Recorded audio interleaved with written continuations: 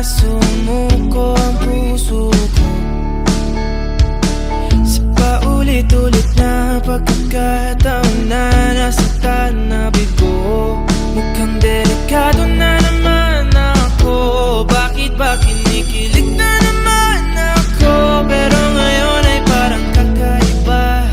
Pag nakatingin sa iyong mata, ang mundo ay kalma.